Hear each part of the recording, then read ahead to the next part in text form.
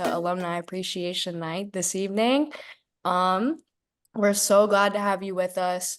We love our students and we're so proud of all the work that you're doing out in the field. And we wanted to shine the spotlight on you this evening. So congratulations. We know our programs are not easy. They're not designed to be easy. So you guys are awesome. Tonight is all about you. So here's what you can expect out of Alumni Night. We're gonna have a meet and greet so everyone can introduce themselves, what organization they work for, why they're here today. And then after that, we are going to honor your achievements. So we're going to use a website called Jamboard, and we're going to allow you to post all of the achievements that you have incurred along the way since you've graduated. And then after that, we're going to roll right into a discussion. There's 4 topics that I have listed here, but if the conversation naturally flows somewhere else, this night is all about you. So feel free to talk about what is meaningful and helpful for you.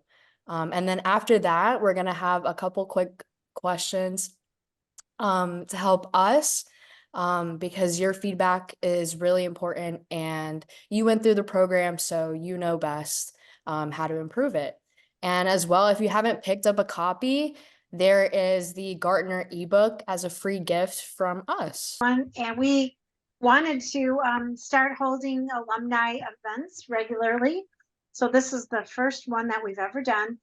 And we're going to, and if it's successful, we'll continue it on. I'm Nancy Zenas. I'm the founder of the Institute of Organization Development.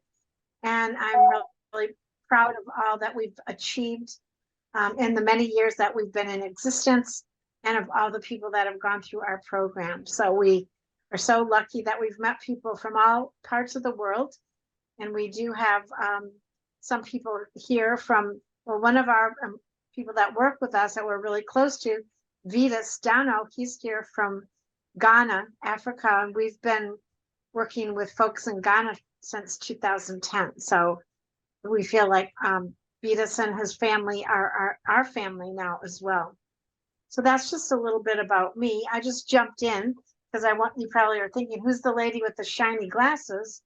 And I wanted to tell you who I was. And I don't know how to get the glare out, but anyway, my name is Dr. Nancy Zentas. So just kind of go around, and whoever feels like introducing themselves next, go ahead and do that. I'll go. I'm not shy. Oh, Patty, you go.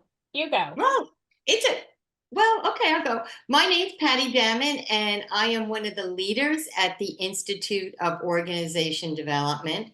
And I've been working at the Institute, I think it's over 13 years now. I can't believe it. And when I think back of where we were then and where we are today, I want to jump up and dance. It's just absolutely amazing. Our processes are just amazing. We added all these great things to our programs. So it's been an amazing journey for me. And mostly I'm appreciative for all of my students. I have had so many amazing students over the years, and I hear from many of them, and they, ask me for some help, and I'm always there to do whatever I can to make them successful. So thank you everyone for being here. I really appreciate it. And I look forward to a lot more of these. So Patsy, here's the baton. All right. Hi, everybody. I'm Patsy Keating.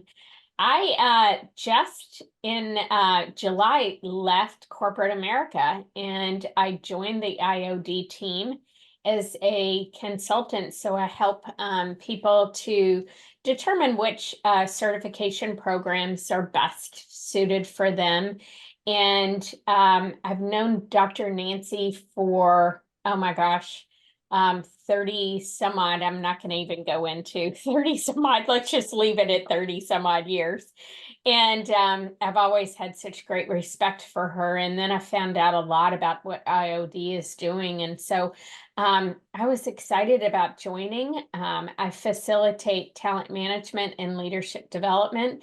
And some of the upcoming things that we have going on, we're going to talk a little bit more about. But one of my recent things that we just launched is a series of podcasts. So hope you all get a chance to check those out. We're really proud of going down that path. And I am excited about meeting people, and I do have to give hats off to Vetus because it's I just looked up on my time buddy to see what time it is in Ghana, and it is 11 p.m. So thank you, Vetus, for being here with us. You don't have your jammies on yet, but I'm sure you're getting ready to get your jammies on and get in bed. So thanks everybody for coming tonight. I love meeting more IOD fans.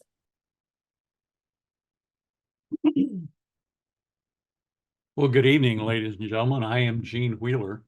I am a facilitator with the Institute of Organizational Development. I have been working here for about 5 years. I met Dr. Zentis about 25 years ago.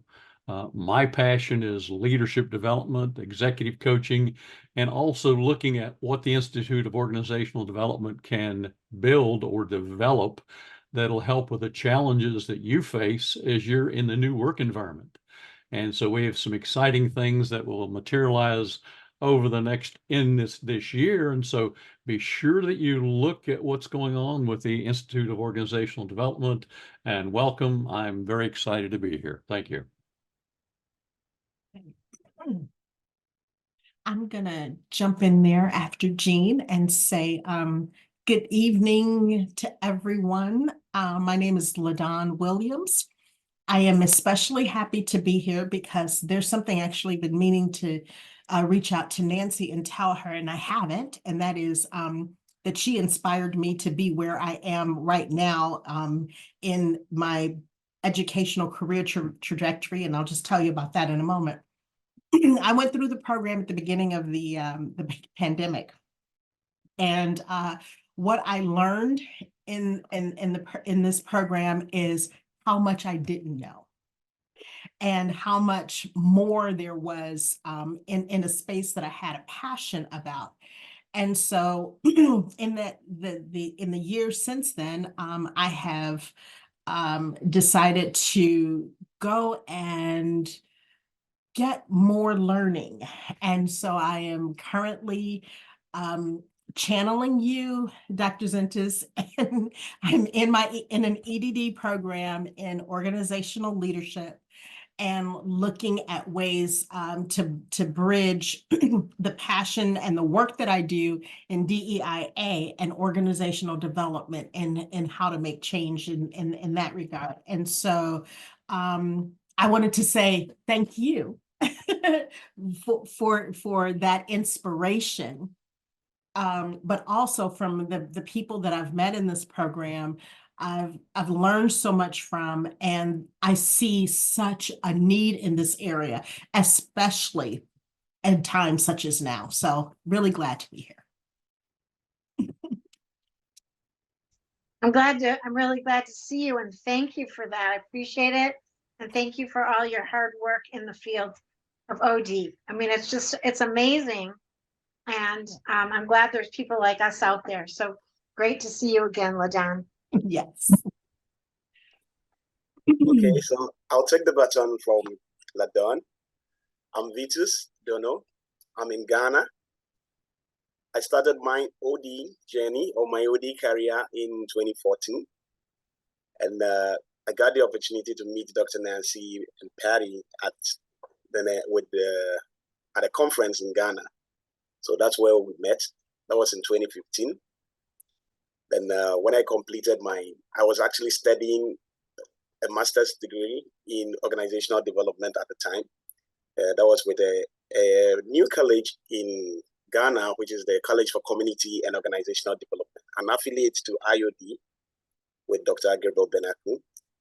So he introduced me to OD, and it was really interesting for me because at that point in my career, I thought that that was really what I needed.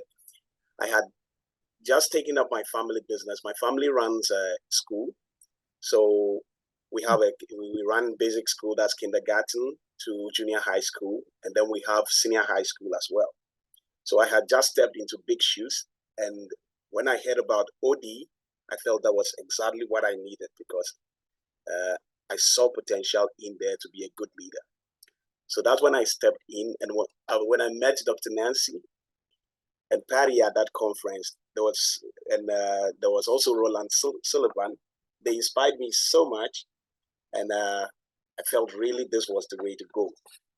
From that point on in my career, I think I have grown bigger and bigger and bigger in the field of OD. When I completed my master's, I decided to set up my own consulting firm in OD. So I do consulting in OD. I had the opportunity to be one of the pioneers in Ghana. Let me say, I think even in Africa, to take the organizational development consulting, certified consultancy from IOD. So we are the pioneers in Ghana. I was one of the first to have that opportunity. After me, IOD did give a couple of Ghanaians that opportunity also, and we still have that opportunity with the College for Community and Organizational Development. So my journey with IOD has been great. Then in 2019, I joined the working team to support in the IT systems, which I currently still do. And to this date, I think IOD has been a great transformation in my life. OD has been great for me. So when I saw that today was Alumni Appreciation Night, I feel proud to be here because let me say in Africa, I'm really one of the pioneers or the main alumni of IOD. So I'm proud to be here, and I'm glad to meet other alumni as well. Thank you for this opportunity. Well, those are both really hard intros to follow. But I'll go next. So hi, everyone. It's nice to see many of you again. I'm Becky. I'm currently Director of Talent and Organizational Development. And I currently work for an organization called the Gemological Institute of America. And we just had our 93rd birthday yesterday. It's a pretty cool organization to work for. I've been in the OD space for longer than I'd like to admit at this point, but I think since 2003. I've been a practitioner, and I came to ODCP because it was the first time I was responsible for leading the OD function. And I had an amazing mentor who had passed away a few years prior. And so for the first time, I kind of didn't have anyone to lean on. And so I came to Dr. Nancy, and I went through the certification, and it was such a great experience. I got to network, as all of you know, I got to network with other OD practitioners, people new to OD, people tenured in OD, and it was just a great confidence builder. And I learned, a few new things too. So it was a really great experience. So I'm just here to get to network and, continue to learn from all of you and to share ideas and best practices. And I'm really excited too I brought a friend, I brought Jennifer. I'll let her introduce herself. But she and I love to nerd out on OD, and we get to work together. So I wanted to bring her along to network and all of that good stuff too. So Jennifer, do you want to go? Yeah, thanks, Becky. Thank you. Thanks for inviting me. Just so happy to be here. It's just been, I think, 17 minutes since this call started. And I feel like I already share so many common, I'll say, universal themes that all OD practitioners have with all of you here. I could literally resonate with everything that everyone said. So I've actually been introduced to OD. I was introduced to OD in the year 2009, but I formally started working in a very mindful way in OD only, I'll say, 2017 onwards. So before that, you took a OD lens to things, but you never really, worked with it, with all the OD values and with the OD map and all the processes that makes it a science, right? And a process. So quite familiar with OD. I have an executive postgrad diploma in OD from the Tata Institute of Social Sciences in Mumbai. It's like, and as I think somebody, I think Ladon said that it was like a paradigm shift in how you approach things, right? So I think that's got me hooked. I think OD makes my life better, not just at work, but otherwise as well. And super familiar with IOD mainly because of everything all the good stuff that Becky has shared. So why I'm here, uh, um, to meet new people, to find a network in OD, to see how OD is applied and practiced in various spaces. I would say learning from each other and yeah, contributing to this lovely group that is here. So thank you for having me.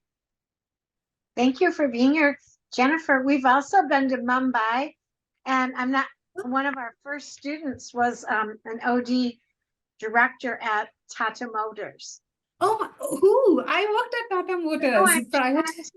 I'm trying to think of her name. I'd have to go back in my records, but I went there in person and we had Was it Heba Lakshmi Raju? I will have to look it up. Okay. I can picture, we went there, we stayed for a week and we worked with a group of about 25 people.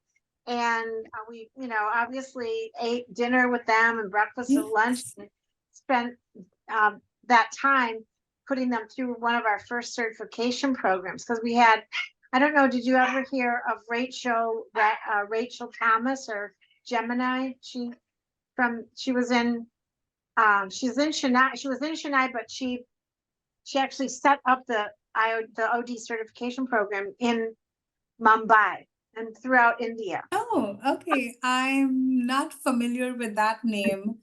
Okay. When with the person I used to report to at Tata Motors, he had done his OD certification with NTL, and so so Brenda Jones was in India, I think, around that time, and then there was Dr. Mukund Vyas, who was our chief talent officer. But I think you might have been there before I joined the organization, because I do know 2010 that we were there. Oh no, I just finished my master's back then. Like my first job was in 2010. It's a small world, though, isn't it? It's a small way world. Before my time. Way before my time. All right. Yeah. But I loved working at Tata Motors because everyone was so attuned to OD. You didn't have to say what OD was. You didn't have to explain it to everyone. Everyone just knew what it was. So that was the best part of it. That's excellent. Well, so who else? I'm sorry that I chimed in there, but who else? Tegan, did you want to and Pat? Tegan, who didn't introduce themselves? Tegan? Sure. Hi everyone. I'm Tegan. I'm the vice president of programs at GIODN. So it's like the networking arm of Institute OD. I actually studied philosophy in my undergrad, graduated from that, and now I'm potentially going to go to law school. But after working with IOD, there's no way that I'm not going to take like an OD approach to my career. So I would love to continue my work here, coordinating the programs and managing different outreach initiatives and things like that. I get to host awesome events like this and meet awesome people like you guys. And then also maybe do like legal consulting too. Yeah, exactly. Once you see OD, you can't unsee it. I totally agree. Yeah, so I don't know if Martha wanted to go, but She said she can't speak. But I was gonna tell Okay. you that one of our students, Funby Matthew, you have to reach out to her. She was involved in a legal association in Nigeria, and she That's brought awesome. me to that. So you'll have to network with Funby. She's in London right now. Yeah. That's how she brought OD to. She was a paralegal. So just to Patsy and Tegan told you a little bit about what we're doing, but we wanted to really focus on alumni this year. That's one of our goals, and get them back involved. Because why not? We can share, we can share our expertise with each other and expand our knowledge throughout the world. So that is really my legacy, is to ensure that OD continues on as a profession, even for the ages. So we've been working really hard, and we'd love to have your input as well. But we started doing podcasts. We have one that we did, two of them that we did. But we had one of our participants, I wish she could have been here tonight, but she shared how to deal with a merging culture that's different. They had a merger with another company, and the original culture is a lot different than the new culture. The new culture is more numbers oriented, less soft, less softer style of leadership than they were experiencing. So she just talked about how does she coach people in her organization to be able to effectively interact with the emerging culture. And then she also talked about how she dealt with different challenges in her role. It was just amazing. We only had about 30 minutes with her, but we do have a recording, and it's available through our website, through Institute of OD. Another thing that Tegan told you about is that we have a lot of events.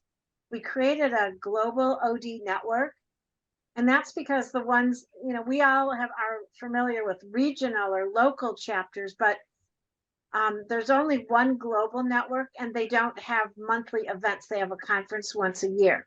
So we started our own about 4 years ago, and we have had amazing presenters. You wouldn't believe it. We've had Peter Block. We've had both of the Crosby brothers, Gilmore and Chris. We've had Gervais Bush from Dialogic OD, just to name a few. And so every month, Tegan lines up these fabulous speakers. Sometimes we're the speaker also. Gene, I don't know if you knew about this, but he did a great event on vertical leadership development. That's one of his areas of expertise. And we're also going to be offering a workshop series on vertical development, because in Europe, they have a vertical development institute. And so we've been kind of leading this for 3 or 4 years. So we decided that we're going to get involved, and we're going to offer a vertical leadership development certificate for our participants. A lot of things. Patsy's been spearheading the professional development workshops that we offer, and Patty's involved in that also. But Patsy was trying to take a new look at how we offer those, and how we can encourage people to attend and take advantage of that for ongoing professional development. We do have a lot of our workshops listed on our website for the year. So if you or any of your colleagues would like to take advantage of that, we'd love to see you. We have one coming up in mentoring. So some of you don't realize that we were all consultants for many, many years. My first OD consulting job was with Florida Power and Light, and that's our local power company here in Florida. They actually won the Deming Award, so that was my dream job. And so all of us, Patsy, Jean, Patty, all Vitas, all of our facilitators worked as consultants before in the field, and we have some amazing stories. So one of my areas of expertise is mentoring. And I actually created a whole program, and I had a software tool to manage mentoring relationships. So we're going to have a workshop on that coming up. So if that's something that's coming up for you and your work and you'd like to know more about it, I just wanted to let you know that that's available. We all, we have a lot of areas of expertise, and if you wanted to, if you wanted to develop an area of expertise, or it's a project that your company has assigned to you or is coming up, you might want to jumpstart it and take advantage of it. There's a workforce planning strategy workshop that's amazing. So we get a lot of praise, a lot of compliments from people about the workshops. So we have, Nancy, can I add something? yeah, go ahead. What I encourage you to do and encourage people in your departments and things is to look at our website and look at all the different articles and things that facilitators have written. And you'll see topics that really touch on things that are happening in the workplace today and have happened since COVID and looking at the future. So I really encourage you and encourage people in your organization to look at our website and see the different articles that the facilitators have written. Thanks, Nancy. You're welcome. We actually created a new category, and it's called educational resources. So in GIODN, that we also have 65 downloadable OD tools that are available for members. And we also have a job board and member connect. So you can go in there and look through the network of people that are in members and find other people that maybe you want to reach out to, and maybe there's an area of expertise they have that you'd like to talk to them about. So we encourage you to do that. So there's a lot going on. We also started another an enterprise solutions page. We just started that, and we offer team solutions and consulting services. So we've been landing some consulting projects recently. We're really excited about those, and we are also looking to enroll people in groups to be able to complete a certification program so they have an aligned approach to the way that they deliver services. So just some things, that we wanted to share with you. We're creative and we always have a lot of ideas. So you'll find new things happening all the time. So do you have any questions or thoughts about, about what's going on with IOD and what might be something that would be helpful for you?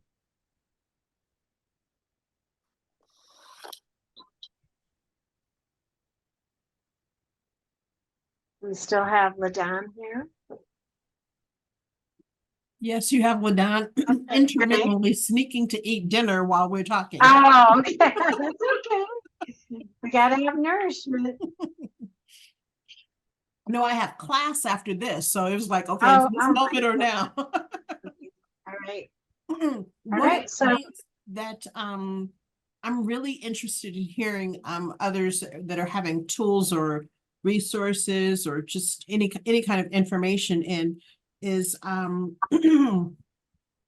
as organizations grapple with working in this new work posture, this new future of work state, and how they are able to build bridges with like the new hires and and just kind of that belonging and connectedness. And so any kind of information, tools, resources, whatever, because we're getting a ton of questions where managers are looking out and wanting kind of team building type exercises. And so that's one of the things I came here to listen for. Okay. Well, we can pull, we have a lot of information on team building and we can, we can help you out with that. We can provide, I know we have a team toolkit. Also, we cover it a little bit in ODPC because that's about process consulting based on the work of Edgar Schein and Peter Block. Mm-hmm. Or no, not Peter Block. Yeah.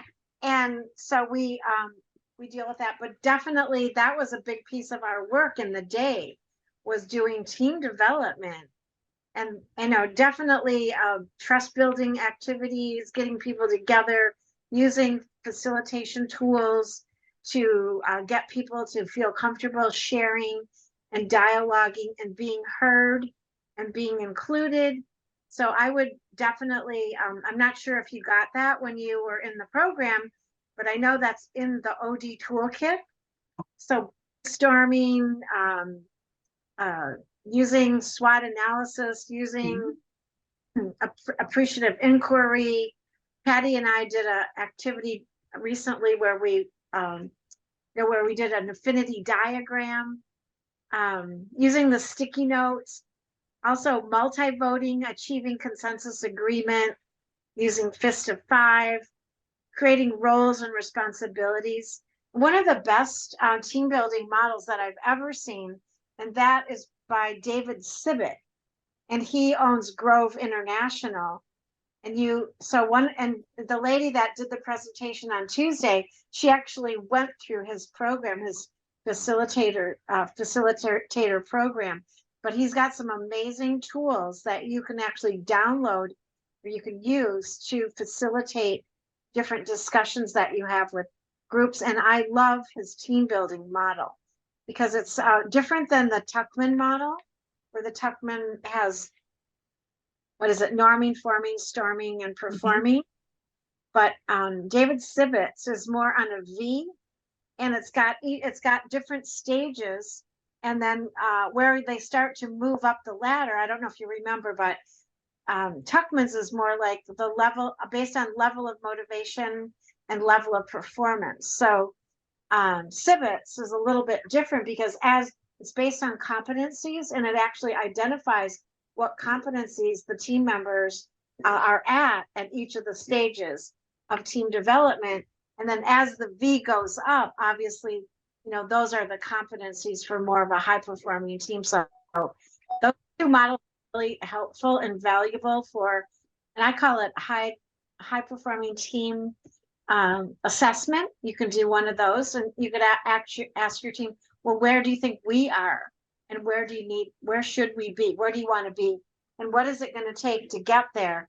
And create a team charter and let them, actually guide what it is that they want to improve in order to become a high performing team. Now, Miss Patty, I'm going to let her talk. She is a certified facilitator through the ICF. If you haven't, what is it? I can't. IAF. And Patty also teaches a class on facilitation skills. So I'm going to let Patty take over and talk about that. Thank you, Nancy. Yeah, I got a certification from the International Association of Facilitators in 1999. I still can't believe it. And I actually got it over in Holland. And the reason why I like this organization is because they were generous and they shared everything. And I thought, oh my gosh, it was so unusual for that to happen at that particular point in time, because everyone kind of held their own stuff.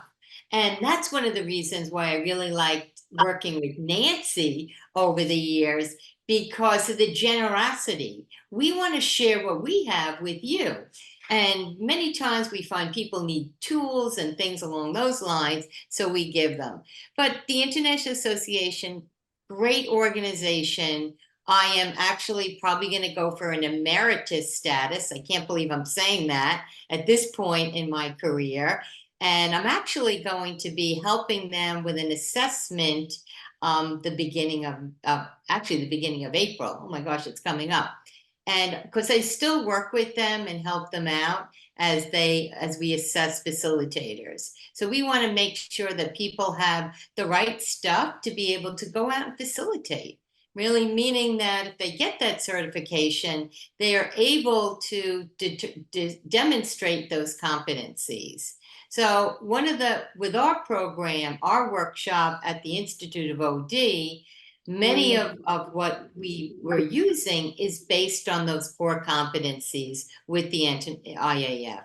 So it's really great. I mean, you get people, we demonstrate, we share tools, techniques, and really go through that whole competency process so you can see what it looks like to be a really effective facilitator. So it's great. I continue I want to just take one more minute and then we'll Right. move on. But Mm. Patty and I both came up through the what training that we received for quality circle facilitation. So in that, and you're not going to believe this, in 1985, I didn't know it was OD, but Edward Deming was a pioneer in the field of OD, and he created this training to train people how to facilitate quality circle teams. And through that, I learned so much about being a facilitator and facilitating versus leading, and then the whole problem solving model, the whole process, which is really very similar to the action research model. There was just a different take on it. And also Susan has that background too. So we started out in the field of quality management. Isn't that crazy? And that was really what jump started me into the field of OD. Here, here. And by the way, we're sharing those tools that we use then today in our programs because they are as tried and true. They're tried and true, and they are so helpful to people as they work through their various issues. You know, the decision-making models, the problem-solving models. We're finding that people are very much hungry for those things today. What was old is new, with a little twist to it.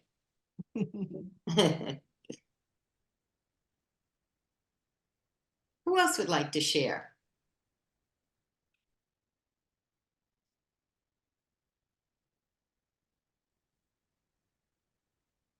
Well, I have it on discussion topics because I think the conversation was kind of flowing there organically. So there's 4 different topics to choose from. I had a poll but I don't know if it's working. So you guys I guess could just ask a question if that resonates with you. Um Sure. So do you mean one of us asked the question or one of the participants, one of the alumni? I guess preferably the alumni first Okay. to see yeah, like what they would find useful from you guys. I'll go. Um, Okay. so I'm just gonna jump to challenges real quick. So Perfect. I love everyone's kind of expertise and advice. As I mentioned, we have a 93-year-old organization, and I've been at GIA for 3 years now, and I was brought in to build out the organizational development department. And so OD is very new to our organization, and we're very immature in a lot of our talent processes. And something happened before I got there, and like anything Lean Six Sigma is like a bad word. So it's interesting, and now that I have an amazing team, and Jennifer's come over from Mumbai and is on our team now. We still have. It's challenging to meet the business where they are and to slowly step them forward, right? And I know that's important, especially from a change management perspective. But I'm curious, how do you, one, maybe help push them forward a little bit more, but then 2, how do you keep your OD skills fresh when you're doing things that are not like a best practice or are not something you would want to put on your resume, but it is making a difference at the organization, and it is, slowly moving them forward. So those are kind of some questions I have for you all. Right. I'll just give you my first thoughts on that, and then I'll let other people respond to it. But first of all, it's my state of mind about how I want to be with the organization. So even when I wasn't an OD person, I was in HR. I wanted to know how I contributed to the organization goals. And so I have that type of a mindset. Okay. So I don't want to be doing things that aren't valuable, and I want to be focused on what's going to make them successful. So given that, I was always talking to the senior leaders and asking them a lot of questions about their organization, about their challenges, about what it is that they would like to achieve or what they need help with.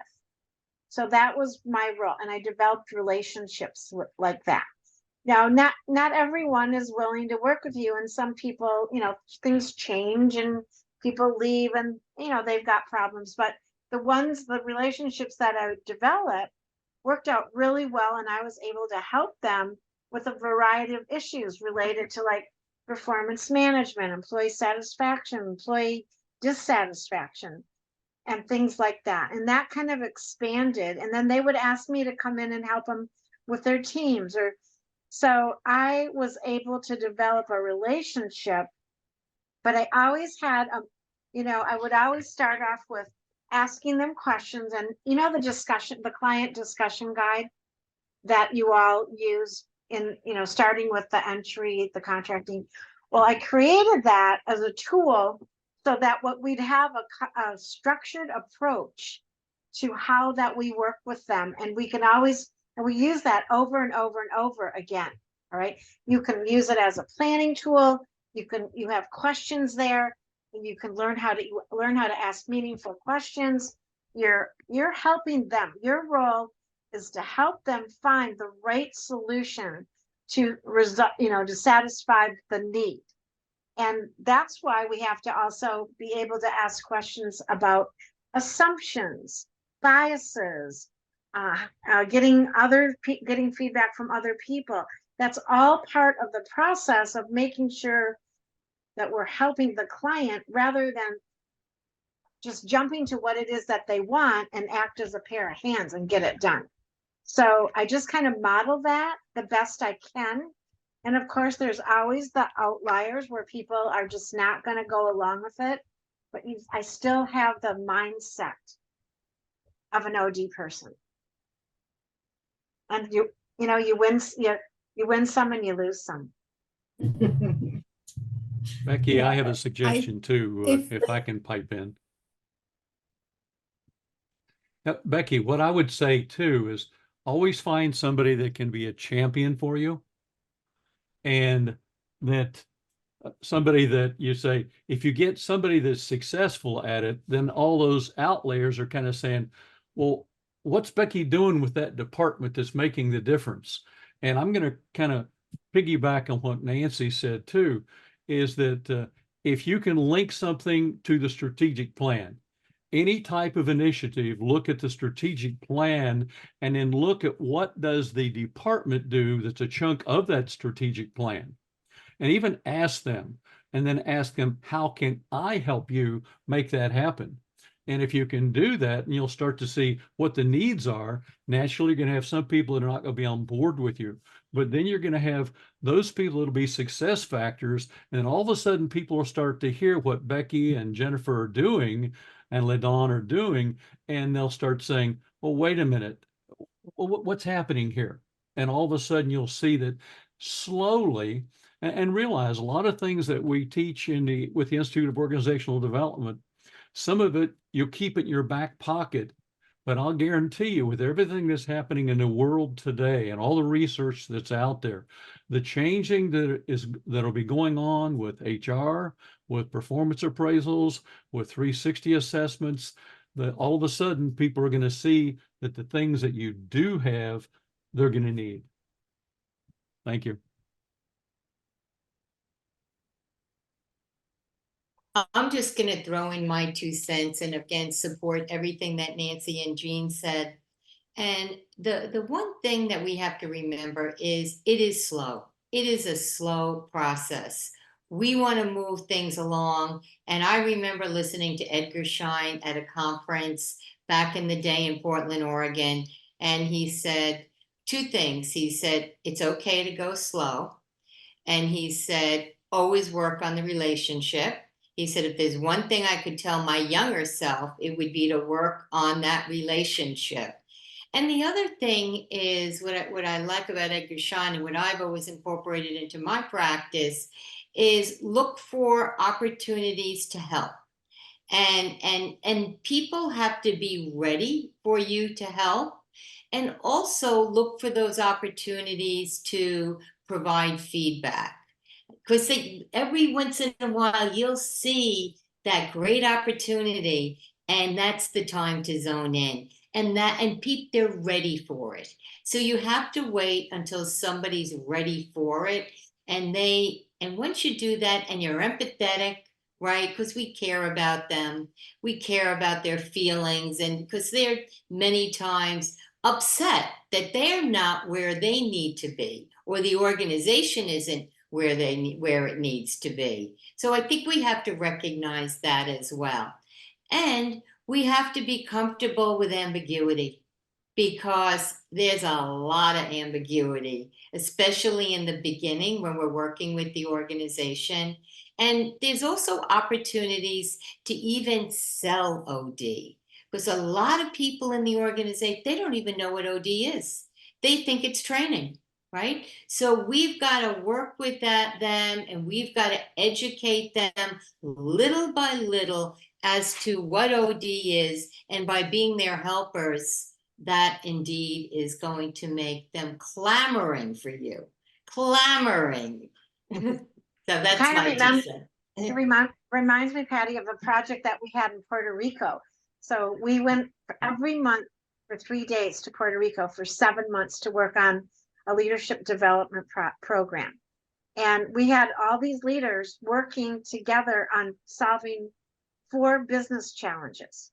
So we divided them up into teams, and we used an action learning approach. So we would structure it so that they knew that they had to solve the problem. It was a big problem. And so they would work in teams, but we were their learning coaches. So they didn't really know of the process for how to work in a team. So we would observe and give them feedback as their learning coaches. But everything that they did, we put on a learning wall, so that we made them think that it was that they're developing their own training materials. We didn't have any materials. They would come up with it, because we'd say, what did you learn today? What was the most valuable thing that we introduced? What was something that you're going to take away? And they would write it down. We put it up on the wall, and we'd make them put the charts up on the wall. So this went on, and we would do things like, when we observed that they weren't very good at listening and giving feedback, we decided that they had to coach each other. So we did that. Taught them how to coach. We had triads of people. So in between times when they weren't working on their problem, then they would go and do different types of activities that we would ask, do you think this is something that might benefit you, something you would want to learn? So they go, yeah, that'd be great. So the bottom line, and I could go on and on, because it was a really great experience. It used up as all of our energy and all of our knowledge. I mean, that we had to be on our game every minute of every day. But our most proudest moment was 2 things. One, when after a coaching session, and after we were also asked to go around to each of their, they represented a automotive aftermarket business, and we would go see how they interacted with people in their stores. So one day they turned around to us, they go, could we use these coaching techniques with our people? We go, please, it would be so great. We're going to give you, it's a gift. So they actually transferred the knowledge in many instances, and they started, without even, going in a training program, they experienced it, they saw it was helpful, and they started to apply it. And the other thing that was really important was, at the end of the project, we were able to return over $3 million to the budget, because they actually solved the problems. So that's another technique you want to consider. It's an action learning approach, but it uses OD principles to develop leaders while they're working on business challenges. I'm going to add one thing to that, because the leader went through a transformation. And we saw it with our own eyes. They saw it, their leadership's team, they saw that leader change. In fact, at the end, he literally cried. He cried. I mean, that's how amazing it was. And they all cried too. And there were a bunch of men. I have to tell you, it was pretty amazing. But it was clearly a transformation that everyone went through, and the organization as well. We appreciative inquiry as an activity. We got to use a fishbowl as an activity. We did a lot of dialogue. We used a lot of techniques we borrowed. We didn't know it was dialogic OD at the time, but now they're calling all these things dialogic OD. But they're just different group activities to get people to work together more effectively and understand each other and open up and resolve conflicts and differences. So that's another part of it. We have a very broad field that we can borrow from, and that's what's so amazing. And the work is really impactful. Dr. Nancy, I think Jennifer has a question for you. She raised her virtual hand. All right, Jennifer. Thanks, Tegan. Yeah, so as I hear everyone like speak and their thoughts, like if I go back to the fundamentals of OD, right? So what comes to my mind is self as an instrument of change, right? Mhm. There is no right or wrong answer. There is no one way of approaching something, but it's all about bringing in those OD values. And Nancy, I love the what you said about dialogic OD, because that's like my new jam right now. Like I've been going down a black hole of reading around that, not as much as I want to, because of like life happens, but I would love to do more of that. And the more I'm coming to the realization that the fundamentals of Edgar Schein's work, if we look at humble inquiry, if we look at humble consulting, right? And then I look at more generative processes like dialogic OD, appreciative inquiry, ORSCs, if anyone has come across that, right? Coaching. I feel that, what Edgar Schein hit upon with that process work, like it's, you own the process and you don't own the content. I think that's what would be like the anchoring piece for any OD professional. Absolutely. And we have to be professional, or we have to be experts in the processes. And that's what our journey, our continued journey should be, is learning the different applications and processes. That's what I think anyway. These are great conversations. What else is on your mind, ladies? Pick our brains. We love it.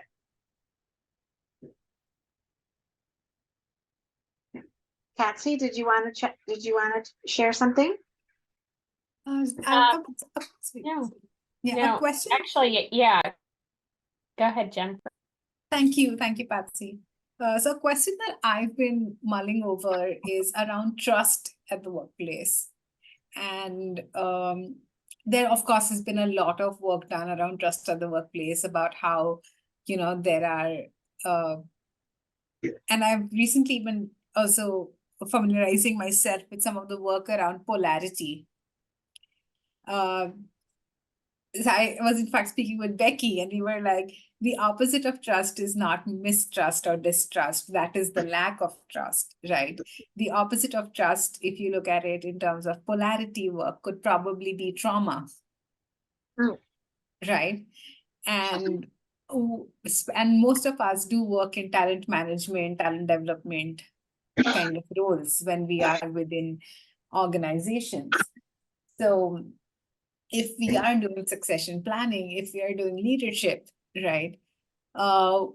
What could be some of those ways in which we build trust, but also look at the polarity of it, which is about preventing trauma, right? So one way is definitely when we are selecting people as successors, how do we be mindful of that? But then there is also this larger systemic thing, right? and the cultural aspect that promotes certain behaviors, encourages certain behaviors, gets us to behave in certain ways, right? So no answers there, but definitely something that Becky and I have been speaking about and would love your thoughts on this. Patsy, do you have your hand raised to respond? Yeah, I do. So my previous employer, we were facing a lot of challenges because there was a whole bunch of organizations that were melding into one another.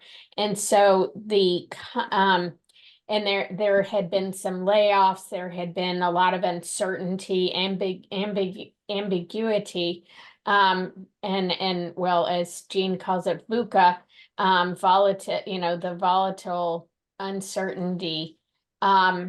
So when we did a series of leadership development topics on psychological safety and the need that employees feel of wanting to trust that if, and this was also in the leadership group of people being able to like raise their hand and share their thoughts on a topic and not be shot down, be able to present ideas and not have people roll their eyes. And how do you develop that? You develop that through a whole series of I have some visuals that we developed, and then some accountability items.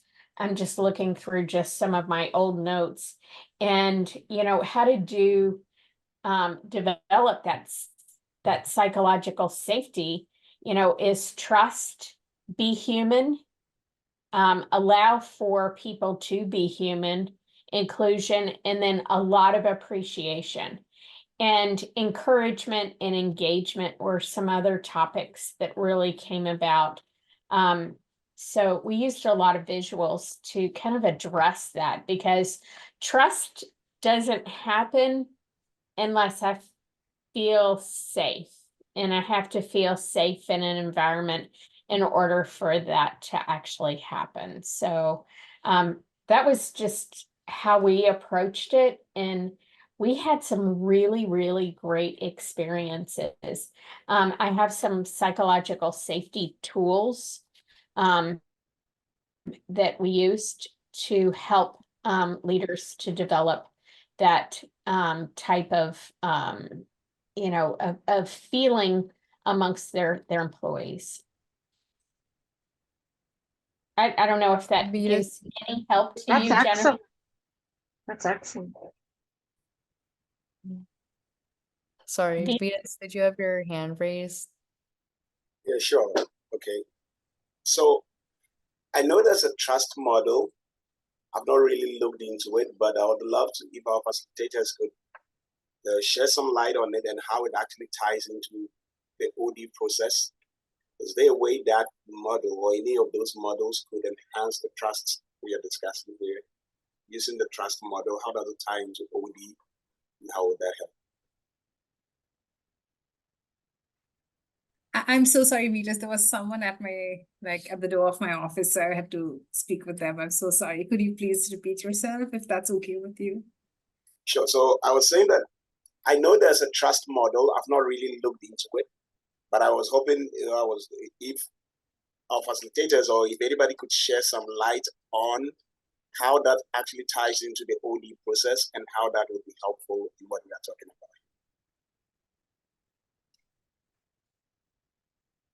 I can't recall the model, but I mean, I know there is one, and I think it has to start with leadership and getting their commitment to model the behavior to build trust. So I actually worked at an organization years ago that I realized that if they were losing business, I mean, huge, they went from a 20,000 employee to 5,000, and they were in the red. and they said that they were going to go out of business if they didn't turn their business around. And a consulting firm came in and said, if you don't, you've got to, the problem, they did an assessment and they said the problem is leadership. Your leadership model is not supportive. It was too authoritative, and they didn't appreciate other people, the people that work for them. So they worked with leaders for about, quite a long time, and they came up with what they call the house and order policy. And it was the 10 different steps that all of the leaders were accountable for, and they had to demonstrate, and they, and there were consequences for not demonstrating it. And it would be the way that you give feedback, the way that you share information, just the way that you would show caring about your people was so amazing. And we were able to turn the business around in less than 5 years, just by simply having this new leadership model where they just changed how they were more focused on people than on numbers or units, whatever. And they just didn't know, because they grew up 1980s. They didn't know anything. They didn't really have a lot of different leadership models. But I really feel like, I'm not certain, but I really feel like the consultants that worked with them were Mouton and Blake, Jane Mouton and I can't, Blake, because I feel that they were in Detroit working in the automotive industry at the time. And I worked there. I can tell you, it was amazing. And I still, to this day, feel like that was the best place I ever worked because of the culture. And if you want, if you want to reach out to me and ask me more questions, I'll be glad to do it. I'll be glad to, it's been a long time, but I'll be glad to share as much as I can. Nancy, if I can can I add something to that for you? Sure. There's a lot of work that's being done on mental models. And with the idea that a person has a mental model, but then the idea, does their mental model match the workforce of today? In other words, and I like what Nancy said, they found that there was too much of a dominating type of a leadership style instead of participatory or servant leadership or some of the other ones out there. But it's very important for organizations, and all the research and stuff that was done late last year around a world report that said, when it came down to the mental models of leaders, that are their models compatible, their way of leading, with today's work environment? As we look at DEI, as we look at technology, as we look at all the different things working across boundaries and everything. And what the research showed is 3 different styles of leadership, the dependent, the independent, and the interdependent. And if we go back to all the research been done on the most effective organizations, the learning organization is the most important one. Going back to what was Nancy said earlier about, somebody comes up with an idea, and it's so easy to say, we've tried that before. But it's much more important today to say, well, we've tried that before, but what are your ideas? Because if we cut somebody off that shares something, they may have something that could revolutionize the organization, and they won't share it because people have said, nope, we've already tried that before.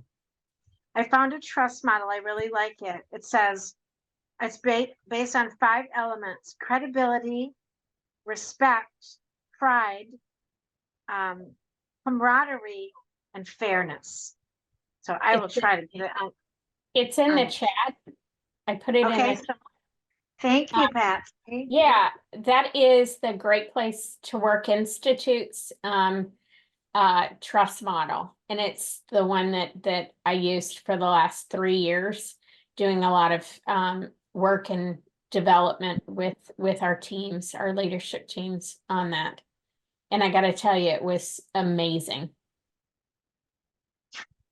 I think the other thing that's really critical is to focus on those leaders that are doing it right. So get those leaders out at the forefront. Get them out there, get them speaking. and other stakeholders and profile them. You know, there's so many great ways to communicate today, whether it be a podcast, whether it be, you know, a newsletter, whether you have a shared, you know, drive, whatever it is, get them out there and people will respond to that. They always do. So that's another example.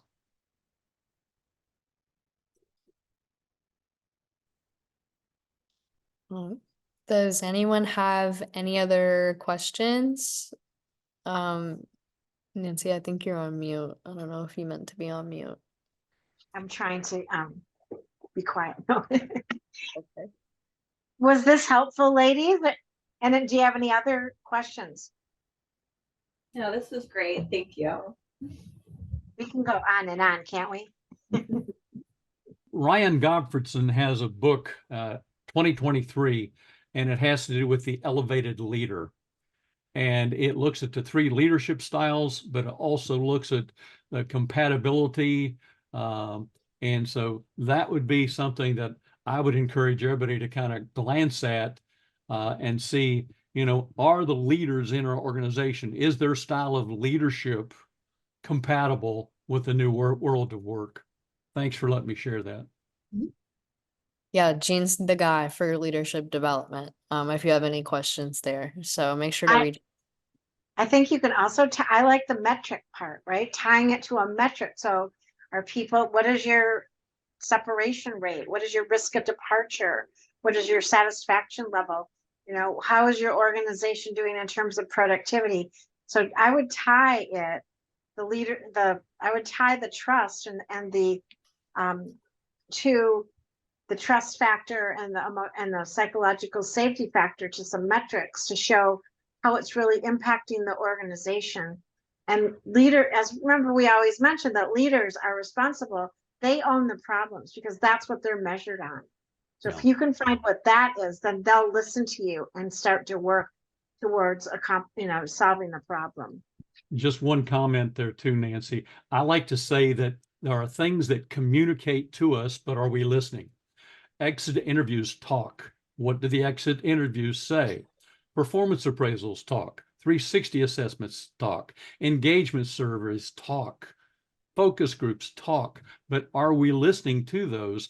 Because you have to have objective-driven data in order to move things along. That's what Nancy just caveat on what she's saying about the metrics.